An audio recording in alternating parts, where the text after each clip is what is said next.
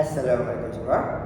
Okay, so we are doing 14.3, still at 14.3, but we're moving on to this thing called the t-test. So earlier, it's called a z-test or a z-test. Okay, so now there's this t-test. So what's the difference? Okay, let's take a read first.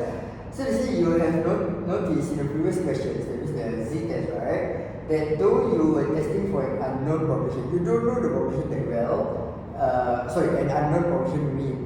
Okay, you are assuming that you knew the population variance.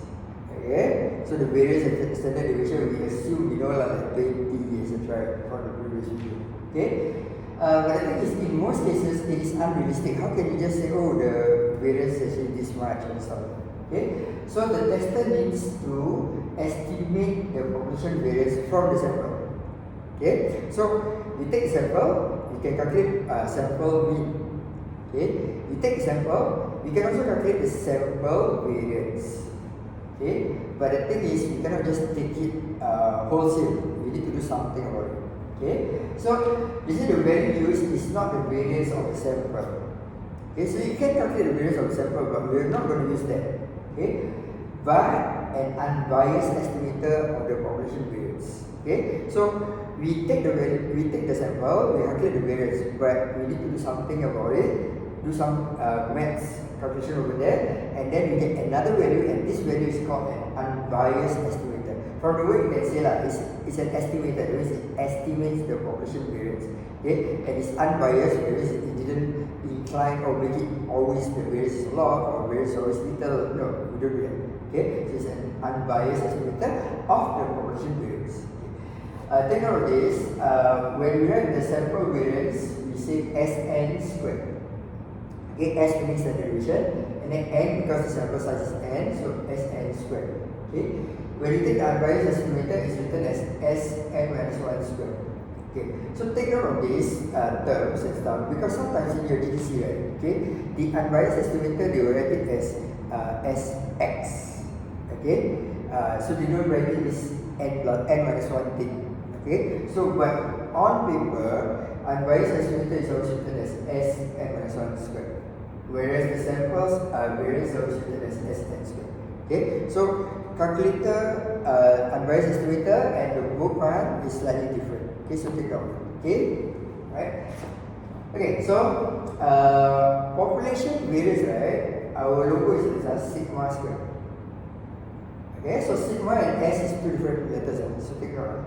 So S is for the sample, all the sigma and stuff is for the population variance. Okay, so the two values are linked. Okay, how are they linked? If you want to calculate the unbiased estimator, right? This one, what you do is you take the sample one, multiply it by n divided by n minus 1. Okay, so what is this? It means if you take sample of, let's say 12, okay, so it will be 12 divided by 11. Okay, you take a sample of 10, so it's 10 divided by 9 of that sample variance that you calculate. Okay. Okay, so take note here, calculators are likely to use different symbol for this. Okay, make sure you know which is which. Okay, so when you are doing the activity, right, you can take note of the symbols in your calculator. Okay. Okay, so this is in examinations, if you use it in the testing functions, you need to know whether you have entered Sn minus 1 or Sn. Okay, so along the way you will learn.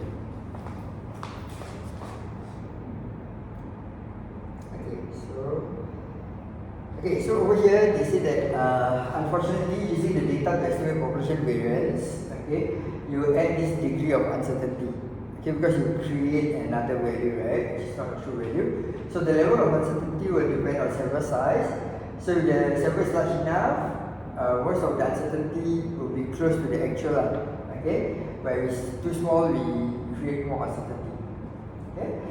Alright, the actual degree of uncertainty means the distribution of x bar cannot be normally distributed. So we say it doesn't follow the normal distribution, it will follow this distribution called the t distribution. Okay, so this t distribution needs this thing called the degree of freedom. Okay, the number of independent observations. You learn more of this in the chi-square section later on. Okay, so this degree of freedom you need to key in. Okay, so that the calculator knows which t distribution we are talking about. Okay? Okay, so t distribution, right? Okay, it looks like this. Okay, so how do you want to see this, right? You see that if the t distribution is 1 degree of freedom, the green one, okay, it looks like the green one, and then 2 degree of freedom is the red one, and then after that we have n01. N01 is the normal distribution, is the blue one, if I'm not wrong. Okay, so the t distribution, right, will approach the normal distribution if the sample size is large enough. Okay.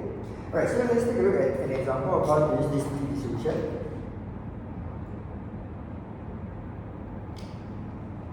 Okay, so over here, there's a heat 2 example A and B. I want you to take note of how to press them. Okay, so I'll be putting the computer icon.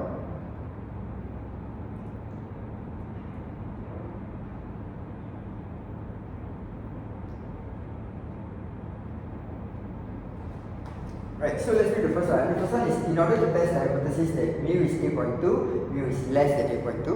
Okay, H naught and H1. So we have to agree with this.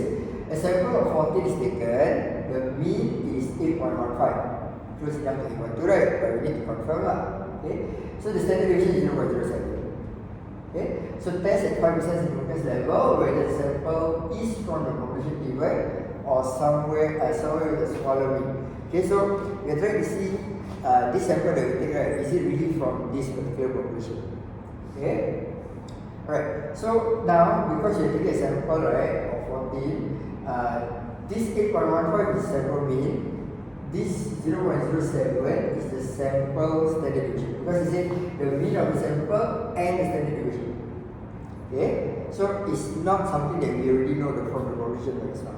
Okay, so we need to calculate the unbiased estimator for the sample variance. Sorry, unbiased estimator of the population variance. Okay, right. So we use the formula here: Sn minus 1 equals to square root n over n minus 1. So it's 14 over 30. Okay, why square root? Because we are doing the standard deviation. Okay, the one earlier you saw is the variance formula. Okay, so if you want the standard deviation, you have to square root left, square root right. Okay, so the number here n over n minus 1 is square root. Okay, so now instead of 0.07, you get 0.0726. Okay, slightly different. Okay, and then there's this step where the teacher has to store this. Okay, so this one you have to store this, but if you can remember the number, you can just put it in. Okay, so now we're going to put in the values. Okay, what you need to do is you need to find the step, right? And it's called a t-test. Okay, so there's a z-test and also a t-test. This one is called a t-test. Okay, so you go to t-test.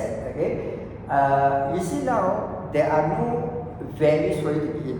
It's not like earlier where you do the L1 and then you put in all the values for the running one, right? Okay, this one we are given that the sample mean is 8.15 and the sample standard deviation is 0.07. Okay, so because we are given, right, this falls under stats. Okay, so data is when you have values to key in, stats is when you are given the value. Okay, so you key in stats, they will ask you that what's the P naught, 8.2, the X bar is the sample mean, 8.15, SX, here X is actually the unbiased estimator of the population variance. So even though it's not written as Sx minus 1, right, you thought it would be the minus 1 there, it's not. Okay, so you key in the unbiased estimator under Sx. Okay, and then for the n is 14, right, so you key 14. Okay, over here the Sx is the stock value. If you can remember, you just put it. Okay, right. Okay, and then it's a one-tail test, less than, right, and then you press enter. Okay, they will give you the value. So this time we look for the p value, which is 0.0115, which is less, right? Okay, this is like 1%. Okay, so it's less, so we can reject H naught. Get it? Okay. Alright. For the second question, right? If you read again, okay, it's about the same. Okay. The sample below is thought to have come from a normal population with mean 34.5. Test this belief. That means you want to see whether it is the mean is really 34.5. Okay. So This time they are giving you values to key.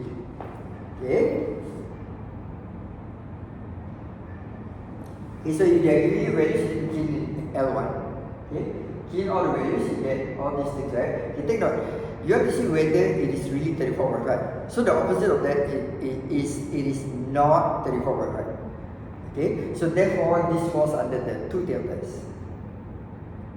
Okay, so I think this one is there's also key not equals to. Okay, so take note, this one is under data, so you go to data, the winner is 34.5, and this is based on the list that you key in, frequency don't touch. Okay, so data values you need to key in first to the stat edit and then put it under data. Okay, but both falls under t-test. Okay, so why t-test? Because you are taking a sample mean. Okay? Okay. Okay, so this time your value for the P is 0.16, 16%, so not significant. Okay.